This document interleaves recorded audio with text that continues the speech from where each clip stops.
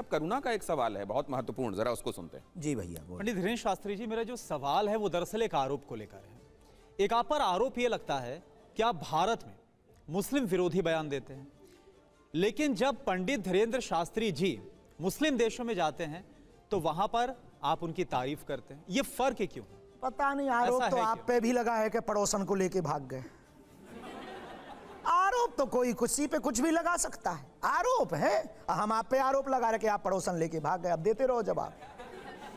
हम कभी मुसलमानों के विरोधी नहीं रहे, हम उस बात के विरोधी रहे जो गजवाए हिंद की बात करते थे, भारत तेरे टुकड़े होंगे, और जो तिरंगा में चांद देखना चाहते थे उसके विरोधी हैं। हम तिरंगा में चांद नहीं देखना चाहते, हम चांद पे तिरंगा देखना चाहते। अब हम गलत थोड़ी है। अब रही मुसलमान देशों की बात, तो भैया आप जो ये एलपीजी गैस ले रहे, ये भी मुसलमान देशों से ही आ रही।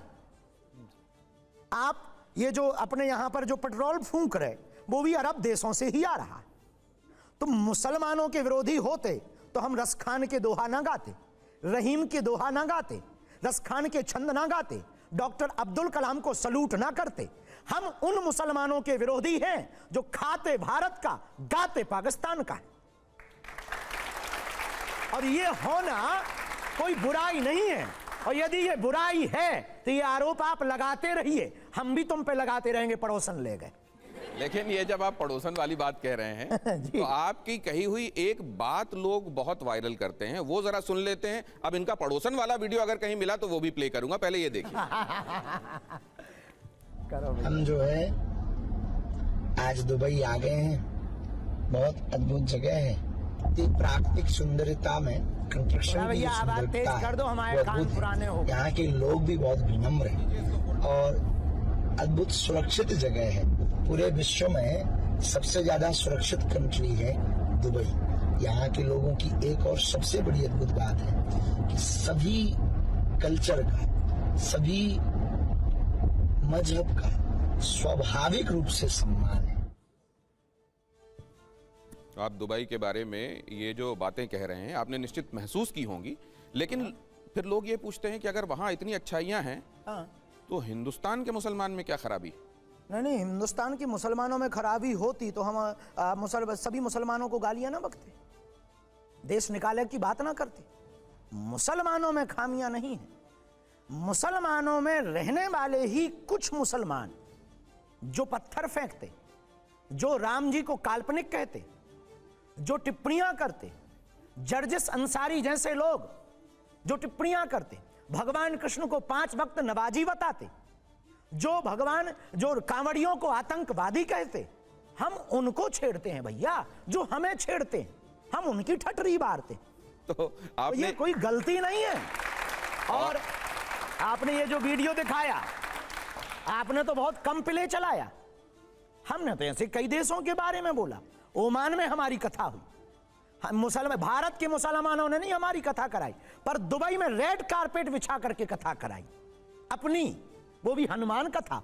ओमान में जहां राजाओं का राज्य है, ओमान के राजा ने भी हमको अनुमति दी, पधारो हमारे देश में, कृपा करो। तो हम तो विश्व बंधुत्व वाले हैं भैया, हम तो जो बुलाए हम जाएंगे।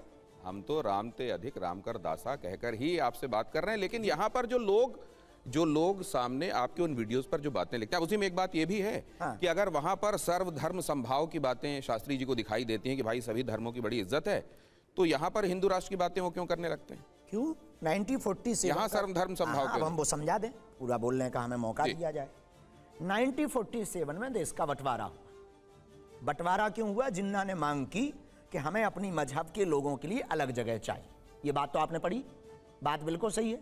इस देश के रहने वाले मुसलमानों ने भी उस मांग में अपनी सहमति जताई कि हाँ, हमको अलग देश चाहिए। और उस आधार पर भारत का एक छोटा सा टुकड़ा बाहर निकला और नाम हो गया।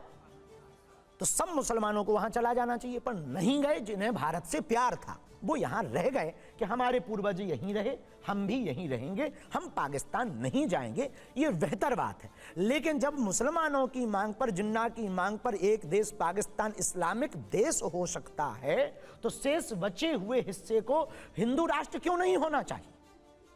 सीधी सी लॉजिक वाली बात ये। लेकिन हम फिर भी ये कहते, हिंदू राष्ट्र में कागजों में नहीं चाहिए, विचारों में हिंदू राष्ट्र चाहिए। लेकिन हमें शास्त्री जी- दिलों में हिंदू राष्ट्र चाहिए, लोगों की भावनाओं में हिंदू राष्ट्र चाहिए। और हिंदू राष्ट्र का मतलब मुसलमान मुक्त भारत नहीं है, हिंदू राष्ट्र का मतलब सर्व समाज युक्त भारत है। तो वही सर्व समाज युक्त भारत की बात तो हमारा संविधान भी करता है, वही तो हम कर रहे हैं। और वो ये कहता है कि सभी लोगों के लिए इसमें स्थान होना चाहिए। धर्म के आधार पर पाकिस्तान बना, उसका हाल क्या है, हमारा हाल क्या है, ये तो देखना आपको चाहिए। क्या हम लगता सेकुलर। है कि हम संविधान विरोधी हैं? नहीं, बिल्कुल नहीं। तो क्या हिंदू राष्ट्र और संविधान में जो लिखा हुआ है उसमें कोई विरोधाभास विरोध नहीं नहीं है? है। क्योंकि वहां तो पंथ निरपेक्षता की बात की गई। हम कागज बदलना नहीं, हम संविधान बदलाव नहीं चाहते, हम देश के नागरिकों के विचारों का बदलाव चाहते। आज इस मामले में ये एक बहुत बड़ा ऐसा मामला जिसमें अक्सर आक्षेप शास्त्री जी पर लोग लगाते रहे, और आज उन्होंने इसको लेकर स्पष्टता रखी। कागज के मामले में परिवर्तन नहीं, दिलों में वो सनातन, वो हिंदू धर्म जो जोड़ने पर भरोसा करता वसुदेव है। कुटुंबकम पे बात करते हैं।